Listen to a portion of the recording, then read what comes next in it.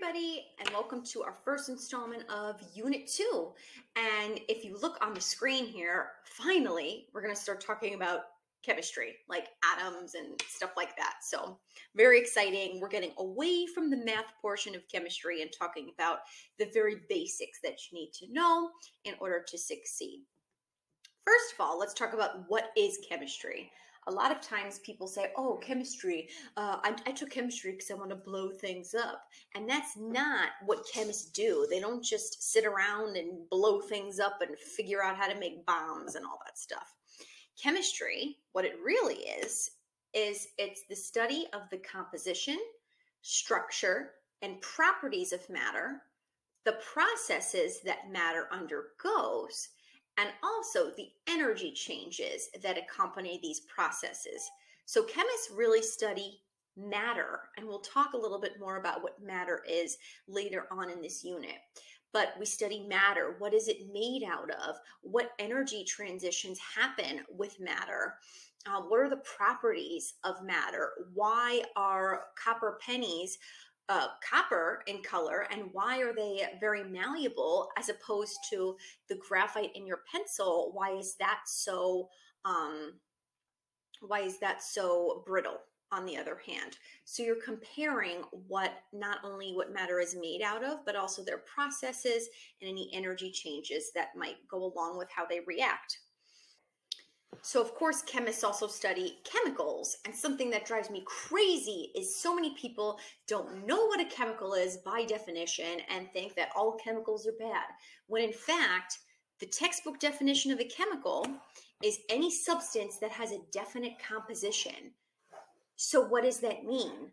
That means that water is a chemical. Water is made up of 2 hydrogen atoms bonded to 1 oxygen atom.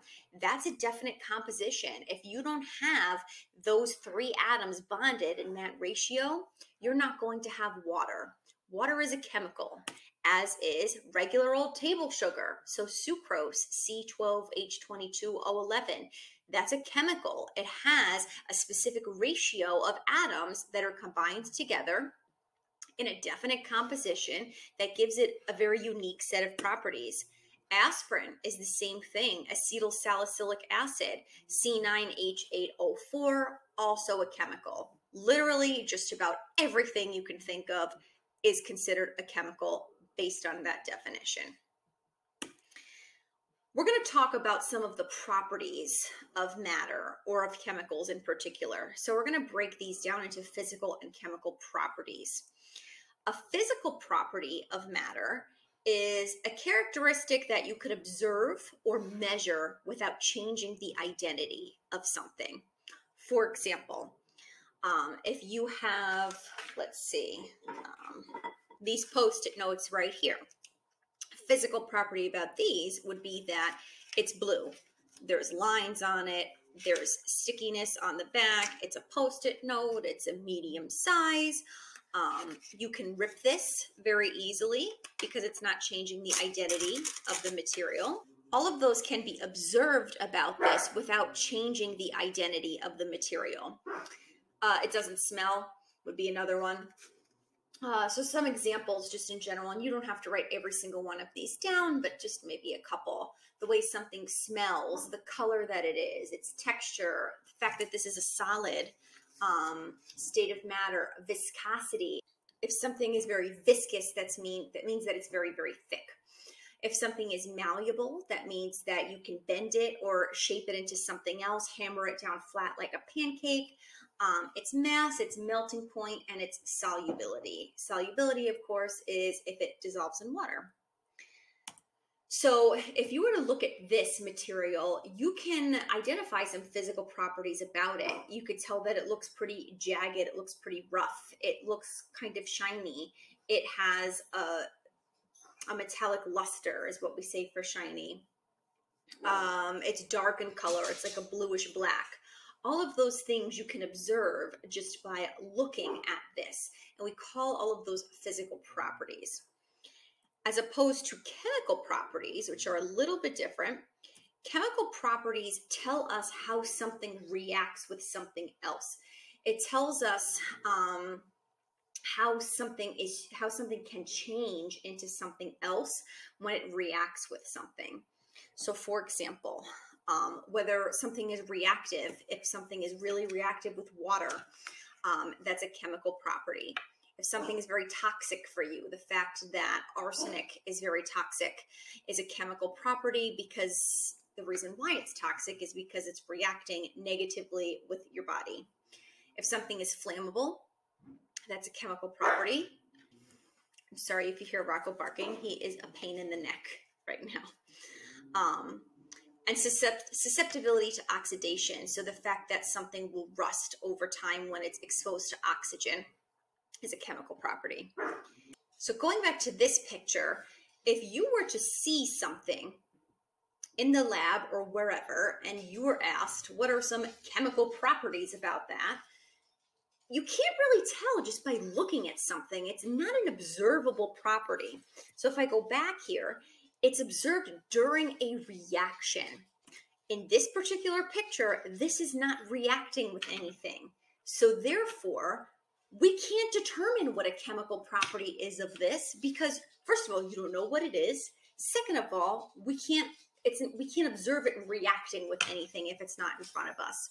In this case, you can't determine chemical properties, but you can observe physical properties because they're observable just by looking at it. A chemical property about this paper might be the fact that it will catch on fire. So it's showing how it reacts with something else. And of course, when you're finished with that, you're not going to have the paper back anymore, because essentially it combines with oxygen and turns into ash. So, but again, that's not observable without actually reacting it. You can't see that just by looking at it and knowing what it's made out of. Which brings us into types of changes. So those are physical and chemical properties, but we can also talk about physical and chemical changes. And a physical change is a change in a substance that does not involve a change in the identity of the substance. So like I showed you before with this Post-it note, you can rip this in half and both of these are still paper. You didn't change the identity of this, but you changed just the shape, you changed how many pieces it's in. It's still made up of the same material. So for example, if you cut something or rip something, that's a physical change. If you take a piece of glass, you take a beaker in the lab and you get so mad you throw it on the floor, that's a physical change. Grinding something, sometimes people grind their teeth at night. It's a physical change. It's still little teeth bits that are in there, made up of the same material. And of course, we showed ripping, also a physical change. And there's a really important class of physical changes, and these are changes in state. And a lot of times people don't understand why a change in state is a physical change. But really, it's because we deal with energy differences. So we're going to talk about going from a solid to a liquid to a gas, or a gas to a solid, or any combination of those. Let's talk about solids first. Solid materials, like these AirPods, are solid. The particles that make this up, even though you can't see this, of course, the particles are still moving. Even if we as people have absolutely no energy, we still have some sort of energy to get up, to get a glass of water, to move around. And solid materials are the same way. The atoms that make them up have just a little bit of energy. And the energy of solid materials or solid particles would be vibrational energy. These particles will vibrate back and forth. And because they're just vibrating in place, they can't slide past each other. So therefore, they're going to keep their shape. They have a defined shape. That's why we see here, this is going to keep its shape for a very long time, unless you were to melt this, which you don't want to melt that. That's a huge waste of money. But the particles can't slide past each other. So it has a defined shape. I also can't take these and compress them any more than they already are. I can't make this, these AirPods take up even less space. This is as small of a space as they can take up, and that's because the particles are already very close to one another. And the same goes for volume. It has a defined volume. This might take up 10 centimeters cubed of space. I don't know, I'm just making something up. I can't make that take up any less space.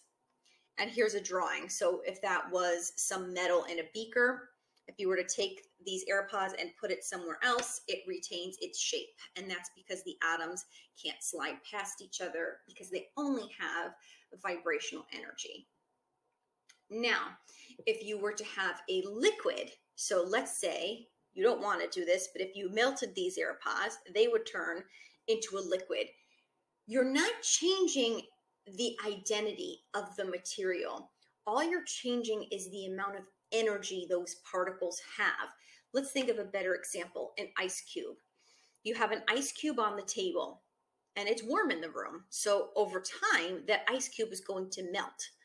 When you have that melted water on the table, it's still made up of water molecules. Nothing changed. The identity of that material didn't change. All that changed was the amount of energy that the particles had. And when I go from a solid to a liquid, not only are those particles in a liquid vibrating, but they have an added type of energy. And that type of energy is translational energy. And translational energy means that the particles can slide past each other. So literally, if you were to have some water, like I have in here, the reason why these particles are, or why it's fluid like this, is because the particles aren't stuck in one place.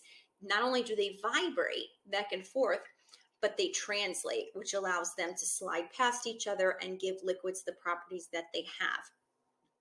That's why liquids have an undefined shape. So I took this from the water cooler at school and I put it in this cup. And of course you could sip that liquid. It takes the shape of the straw, takes the shape of your mouth and your throat. And that's because of that added translational energy. The particles have the energy to slide past each other. However, I can't take a liquid and make it take up any less space than it already has. And that's because the particles of a liquid are also very close to one another. Not as close as a solid, but still pretty darn close to one another. So liquids are not compressible and they have a defined volume.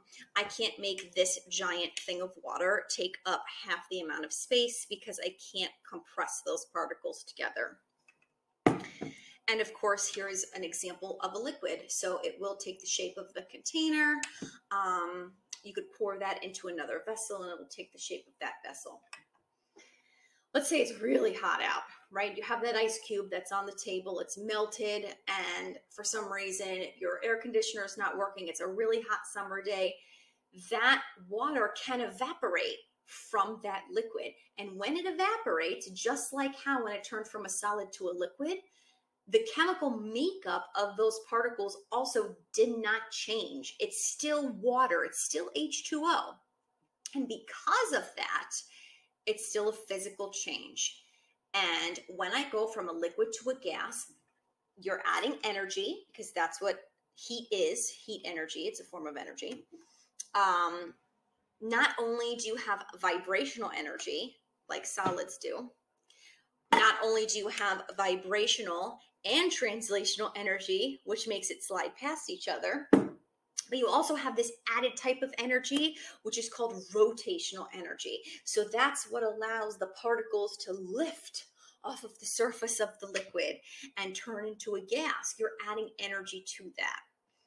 As a result, gases also have an undefined shape. They take the shape of whatever container that they're in. That's why they take the shape of the room or wherever you are. Because gases have so much energy, they don't like to be close to one another. Think about if I were to give everybody in class 10 Red Bulls and say, okay, guys, sit in your seat now. We're going to do some notes. You're probably not going to want to do that, because if you have a lot of energy, you want to get that energy out. You're going to want to be on the football field.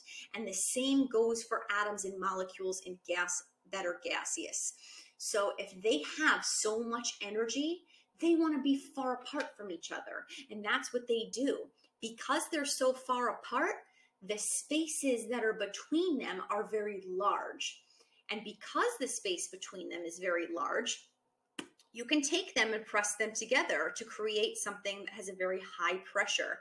So you can take gases and make them take up less space because you could basically force them next to one another.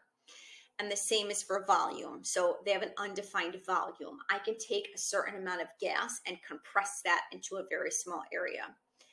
You'll notice that solids and liquids, each of those images, you can't see the spaces between the particles because they're already packed together very, very closely. For gases, on the other hand, look how much space is between the particles. I mean, significantly more space is between them, which is why I could take gases and compress them into a smaller area because you're basically forcing them to go next to one another. And of course, once you cool something down, so if you are going from a gas to a liquid and a liquid back to a solid, all that's changing is the amount of energy that those particles have, and therefore it's a physical change. So of course, there must be an increase or a decrease in energy. Usually that's in the form of temperature, heat temperature, in order for a change in state to occur.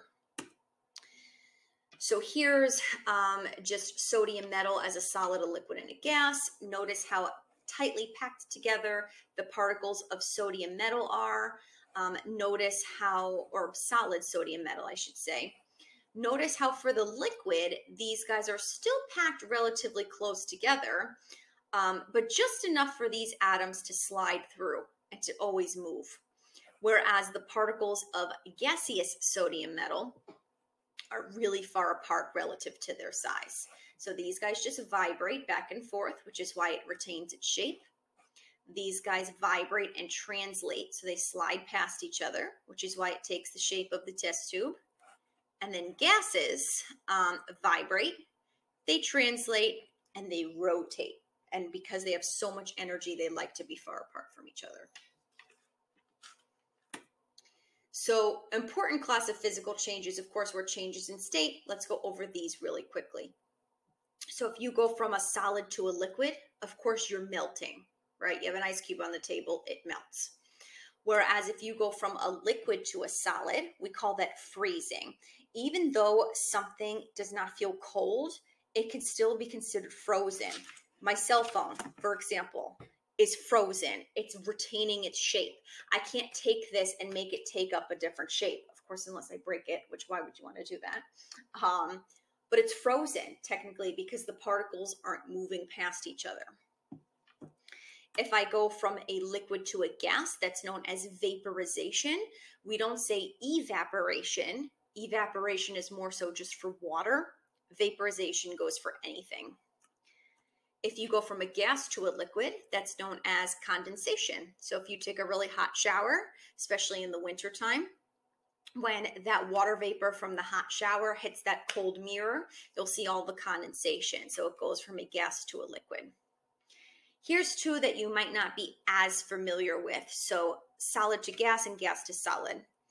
The first type is when you go from a solid to a gas, and that's known as sublimation. You might have seen dry ice before, like for Halloween time. You take that dry ice, that solid carbon dioxide is what it is, skips the liquid phase completely, and it goes right from a solid straight to a gas. We call that process sublimation. My least favorite change of state is going from a gas to a solid, and that's deposition. If you just started driving, and if you don't have the privilege of parking in a garage like the way I don't, you probably experience deposition as well. In the wintertime, when it's really, really cold, you have gaseous water vapor in the air. Right now, there's water vapor in the air. However, it's not a lot because it's not very humid. But in the winter, there is some water vapor in the air. When your windshield gets super, super cold at night, what happens is that water vapor hits the cold windshield and turns to a solid right away, which is why when you wake up in the morning after it was a really cold night, you have all those intricate crystals on your windshield, and you got to sit and you have to wait for them to defrost, and it's very annoying, and you're late for school. That's deposition. going from a gas straight to a solid, skipping the liquid phase entirely. My least favorite change of state. Maybe one day I'll be able to afford a house that has a garage, but it's a lot of money to have a garage attached to your house, especially in Scranton.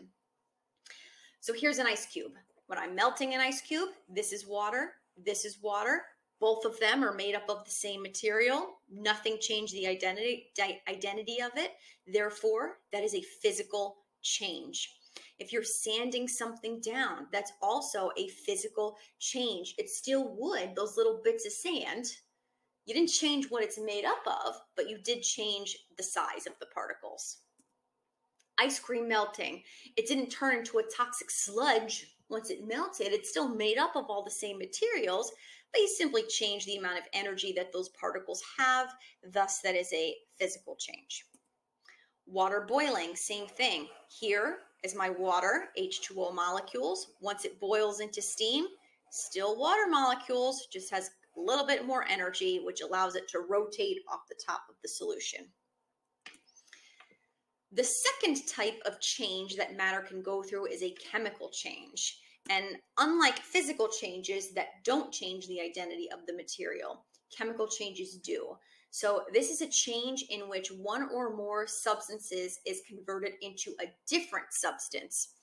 And these are also known as chemical reactions. So there's lots of pieces of evidence we can have that determines that a reaction or a chemical change has occurred.